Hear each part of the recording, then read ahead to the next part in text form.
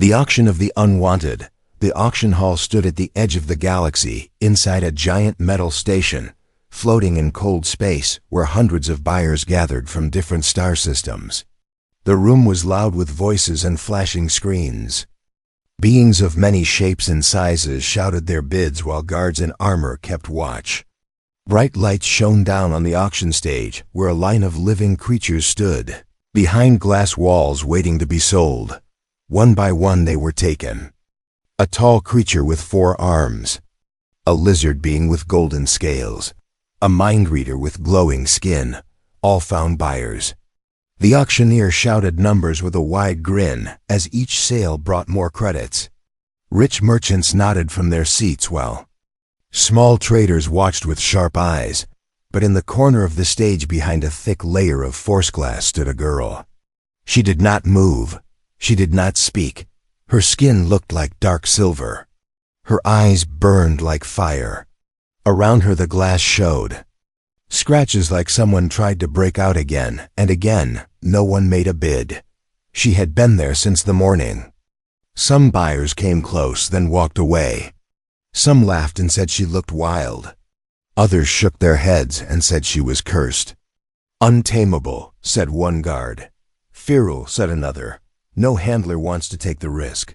The auctioneer's voice lost its cheer when he looked at her. He wiped his forehead and raised his hand again. Last item of the day, he said, trying to sound strong. Unknown species, female, high energy levels, no record of origin, sold once before, returned within 1 cycle. He paused for a moment, but no voice answered. Any bids? He asked again. Silence filled the air. Warning: this subject is considered unstable. The system spoke through the speakers. Still no one spoke. The crowd began to shift. People started standing ready to leave. The auctioneer sighed and waved to the guards. Deactivate her cell. We will move her back to holding. That was when a voice came from the back of the hall. A human stood there. Tall figure. Worn jacket, calm face. No one had noticed him before. He raised one hand. I will take her, he said. The entire hall turned. Auctioneer leaned forward. You want a bid? No, no bidding. I will pay full ask price right now. Whispers spread across the floor. Is he mad?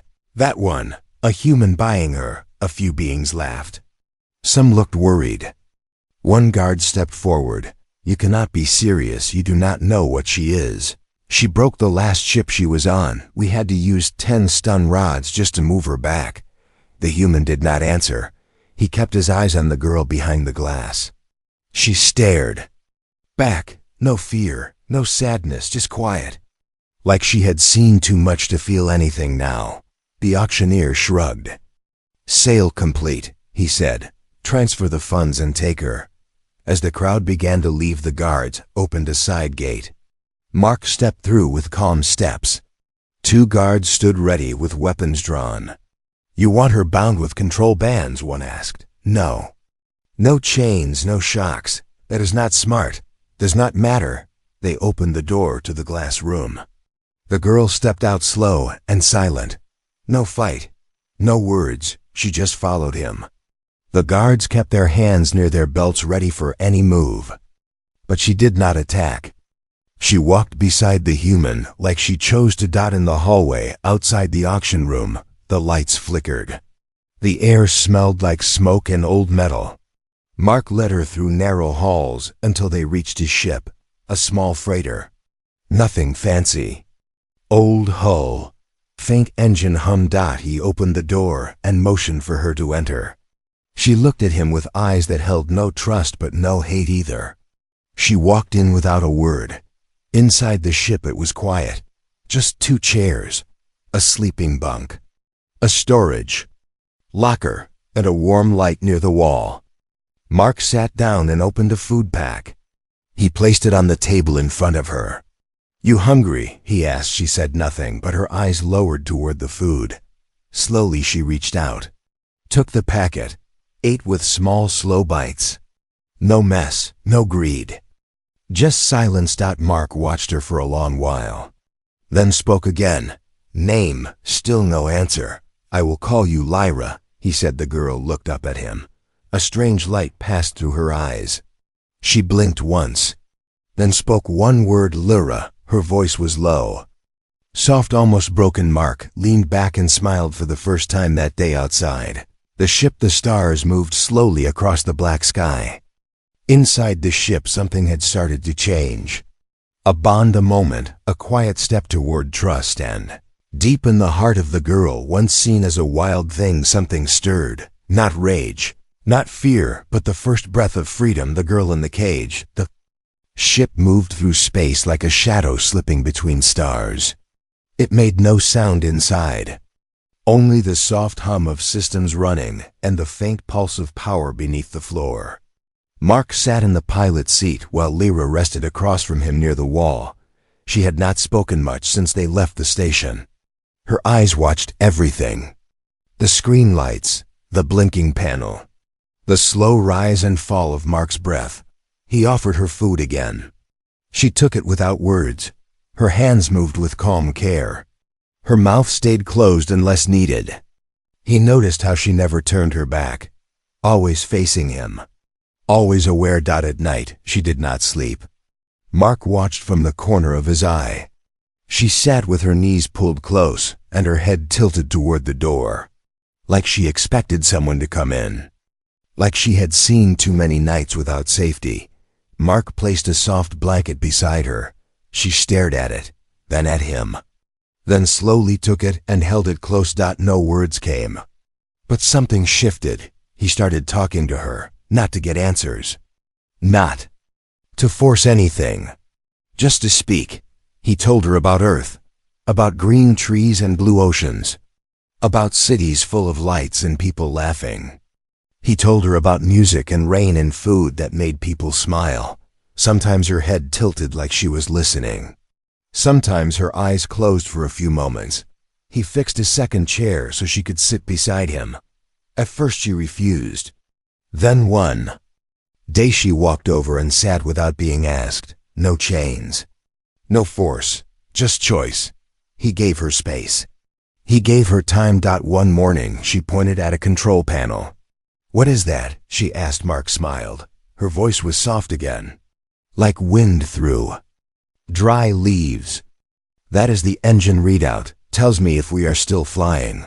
She nodded once. Another day she asked, "Where are we going?" "Somewhere quiet," he answered. "Somewhere safe." She did not ask more, but she stayed near. Mark gave her a small device, a learning screen. She took it and sat in the corner for hours. She read fast, faster than anyone he had seen. Her eyes moved like lightning.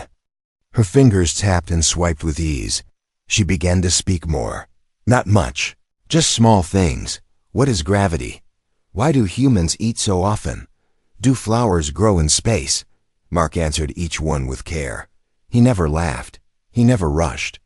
He spoke to her like she mattered, like she was more than a number or a product or a danger. Then one day she said something that made him freeze. "My kind are gone." He looked at her. She sat still, eyes locked on the wall, voice without emotion. "They took US," she said. "One by one, sold, cut, used." Mark felt a weight in his chest. "You were hiding at the auction," he said. She nodded. "Fake madness, fake screams. They feared me, so I stayed alone." "Smart," he said after a long pause. "No survival." She looked at him now, straight into his eyes. "You did not chain me. You fed me. You named me." "Why?" Mark leaned forward. "Because you are not a thing. You are not a beast. You are someone." Lyra did not speak after that, but she stayed close. Later that cycle, a warning flashed on the ship screen. A small ship trailing behind. No ID code. Moving fast. Mark changed course. The ship followed. He armed the shields. Lyra stepped behind him. Her body was tense. Hands clenched. "They found me," she said. "Who? Hunters, buyers who want me back. They know I escaped." The enemy ship fired a pulse. Mark dodged. Alarms rang. Lyra placed her hand on the wall. Her eyes burned bright. "Let me help," she said. How? She did not answer. Instead, she walked to the control deck. placed her hands on the panel, closed her eyes. The lights in the room flickered. The ship's system blinked. For a moment, Mark thought everything would shut down, but then something happened. The enemy ship lost power. It spun in place. Engines dead. Weapons offline. Lyra opened her eyes again. A strange glow faded from her skin. Mark stared. "You did that?" She nodded once. "I can touch machines, change them, control them. You could have escaped this ship." "Yes. Then why did you stay?" She looked down at her hand.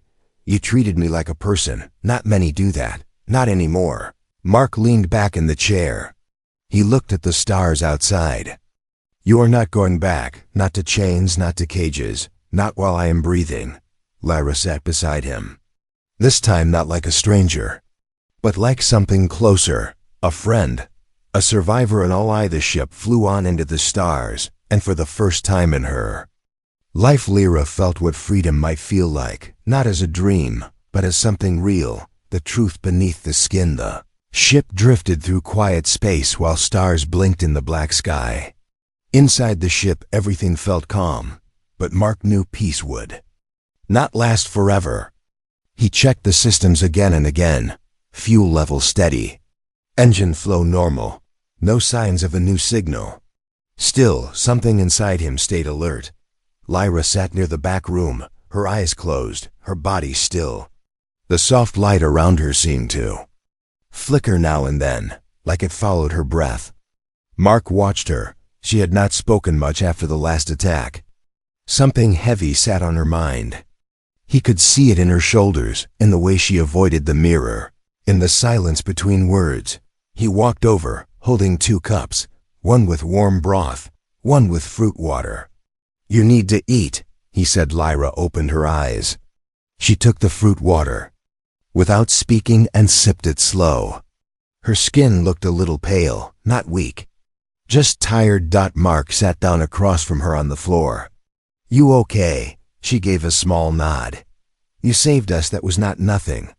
"I know." Mark looked at her hands. Thin fingers, strange lines across her skin. Like energy lived beneath the surface.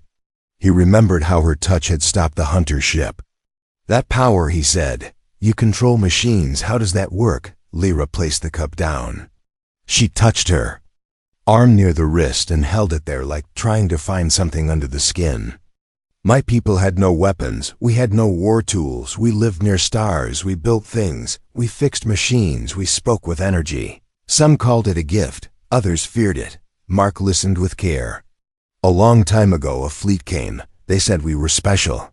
They said they wanted peace, but they lied. They took many of us, used us to power ships, forced us to fight in wars we did not start. Some of us broke. Some of us obeyed. I ran." Her voice shook now, only a little, but enough for Mark to feel the weight. "I pretended to be wild. It kept them away. No one buys something they fear will kill them in their sleep. No one keeps what they cannot control." Mark nodded. "But I saw you," she said. "You looked at me like I mattered, like I was not a thing." "You were never a thing," Mark said. Lyra looked away. "Maybe not to you." Silence filled the space again. Mark leaned forward. "We can find more of your kind, if anyone is out there. We can look." Lyra shook her head slow. "Most are gone. Some turned to rage. Some faded into machines. Some sleep deep under dead stars. You survived. Survival is not life, not always." Mark stood and walked to a storage panel. He pulled out a small device and handed it to her. "This holds maps, old ones from before the war. Maybe there is something here you know." Lyra turned the device on. Her fingers moved fast over the screen. For a moment her face changed. A spark of memory. "This place," she said, "moon of a broken planet. We had a station there. It held memory stones, records of our kind. Still working, maybe, if not destroyed, if not stolen." Mark changed course without delay. He set the ship to the old path and turned to her. "We go there. You should know your past. You should not carry all this alone." Lyra nodded once. The ship flew for hours before reaching the moon. A gray rock with deep scars and cracks. No light. No signals. Just silence. They landed near a cave marked by old signs. Lyra stepped out first. Her hands reached toward the ground. She knelt and placed her palm on the stone. For a second nothing happened. Then a low hum rose under their feet. The ground shook. A door opened below. They walked inside. The walls glowed with soft blue light. Old machines lined the halls. Some broken, some still alive with weak energy. Lyra moved fast now. Her memory led her deeper into the place. Mark followed close. They entered a room with tall glass towers filled with glowing shapes. She reached for one. "This is a memory stone," she said. "It holds voices, faces, truth." She pressed her hand against the tower. A light formed in the air. A woman appeared. Her skin like Lyra's, her voice soft. "To any child of the stars who still lives, we were taken, we were scattered, but our truth stays here. We were not weapons, we were builders, we made light, we made song. Do not forget who we are." Lyra watched with wide eyes. Her hand trembled. Mark stood beside her. He placed his hand on her shoulder. "You are not alone anymore." But something changed. A red light blinked on the wall. A warning. "They found us," Lyra said. Outside the cave, a ship hovered in the sky. Black, sharp, fast, not just hunters. A fleet. Mark pulled Lyra back toward the entrance. "They want you again," he said. "No. They want what I can do. They want to erase this. We will not let them." Lyra turned back to the memory tower. She placed her hand flat. Energy surged. Data moved fast from the stone into her arm. Mark's eyes widened. "What are you doing?" "Saving what is left. They can take the walls, but they will not take the truth." As they ran back to the ship, the ground shook harder. The enemy ship fired once. The cave roof fell behind them. Dust filled the air. Mark started the engine. Lyra sat beside him, her skin glowing, her eyes sharp. "Hold on," he said. The ship blasted upward, fire behind them. Light ahead in her chest. Lyra now carried her people's memory in her heart. A new purpose had begun. Hunt for the free. The sky behind them burned as the cave collapsed. Rocks fell like rain from space. Flames lit the dark moon for a moment, before all turned still again. Mark's ship rose higher, breaking free from the dust cloud. Inside the ship, silence pressed against the walls. Mark held the controls steady, his jaw locked tight, his hands firm on the wheel. Beside him, Lyra sat with her back straight. Her chest moved slow and deep. She had taken in the memory tower. Now something inside her had changed. Mark looked over. Her eyes still glowed with that strange light, not wild, not angry, but full of power that seemed far older than her voice. "You okay?" he asked. "I feel different," she said. "How?" "Like I remember a song I forgot long ago, like I know something I should never forget again." Mark nodded once. He checked the screen. 2 ships on scan. "They are not stopping." "Then we run." He sent the ship forward at full speed. Space stretched in every direction. The engine pulled hard. The chasers followed close. How did they find us so fast? They knew I would return. They watched the old paths. They waited. Mark tapped into the CUM system. "I can send the memory out to the open net. It might get blocked, might get twisted, but someone out there will hear." Lyra placed her hand on the console. "No, let me." She leaned forward. Her fingers touched the screen. Her glow passed through the wires. The ship lights dimmed for a moment, then came alive again. A signal burst from the ship. A pure wave. No words, no lies. Just the full data from the memory tower, sent across free space. "Now they cannot bury it," she said. "Now someone will know." Outside the ship, the chasers closed. In their ships moved like knives. One fired a warning shot. It passed close but missed. "Sending a message," Mark said. "I hear it. Weapons ready." Lyra stood up. "Let me go out. I can end this." "No," Mark said. "We are not giving them what they want. They want to take you. Use you again, or erase you if they cannot." "Then what do we do?" Mark took a sharp turn around a group of floating rocks. The ship shook hard. Sparks flew from the ceiling. We stall, we hide, we survive. We find someone who will help, someone who still listens to truth. Lyra walked to the back room. She sat on the floor, closed her eyes, began to focus her mind. Energy circled her like soft wind. Her body rose a few inches from the ground. The glow around her grew stronger. Mark saw it on the screen. Power levels rising. No system warning, just raw strength. You are charging something. Not a weapon, a beacon. For others like me, if they are out there, they will feel it. You sure it is safe? No, but it is hope. The ship took another hit. The wall cracked near the side panel. Mark patched it fast. His breath short, his muscles tight. We need help fast. Then something strange happened. A new signal appeared on the screen. Not one of the chasers. A third ship. Unknown mark. Unknown class. No weapons shown. Lyra opened her eyes. I feel them, one of mine or close to mine. Mark looked at her. Then we take the risk. He sent a message to the unknown ship. Gave no names, just a simple code. Help us if you can. We carry truth. The unknown ship moved fast. It flew between Mark's ship and the hunters. Sent out a wide blast of sound. The hunter ships froze. Systems stalled. Engines cut off. Lyra smiled. Old code, one only my kind can use. It breaks slave tech, locks weapons, frees systems. The new ship sent a landing path. Mark followed. They landed on a quiet moon. No signs of cities. Just green hills and soft wind. The stranger came out. Not quite like Lyra, but close. Same glow, same energy. His eyes looked calm. You carry old memory, he said. Lyra stepped forward. I carry what was lost. I carry what they tried to burn. The stranger bowed his head. Then you carry us all.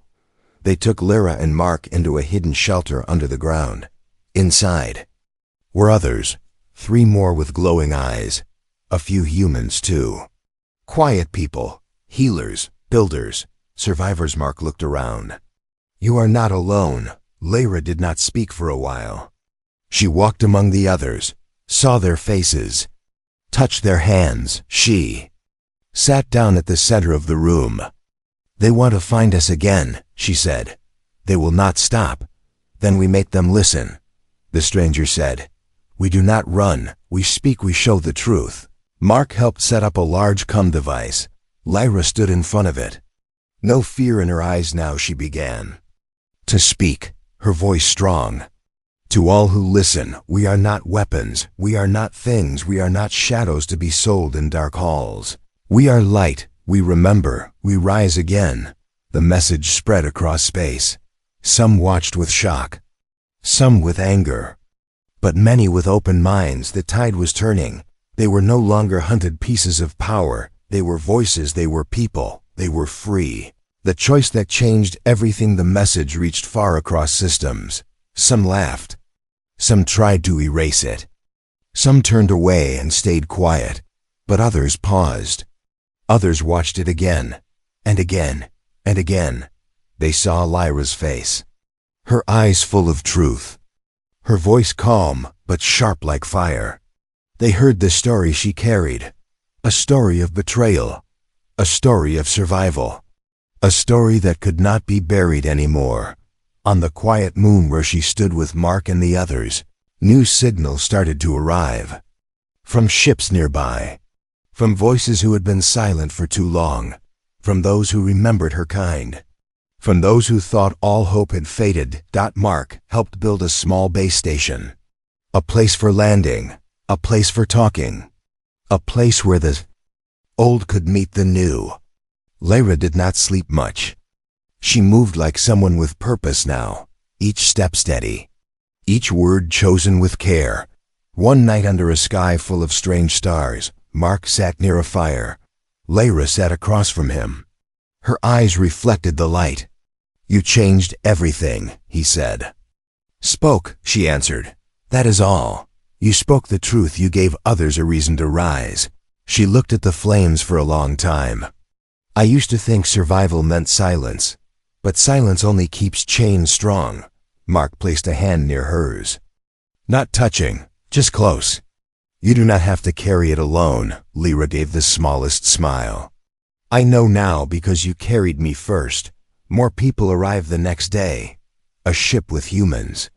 Another with aliens who had escaped similar cages. They brought news. They brought stories. They brought fear and hope in equal parts. The bounty was still active. Some systems still wanted Lyra caught. Still saw her as a tool, a risk. A symbol of danger. A vote was planned by the Intergalactic Council. They would decide whether beings like Lyra would be free or forced into containment. Mark wanted to scream. At the idea, freedom should not need votes. Lyra said only one thing. Then we give them no reason to look away. A large ship came to take them to the council station. The base crew helped prepare. Lyra wore a simple robe, no weapons. No shield.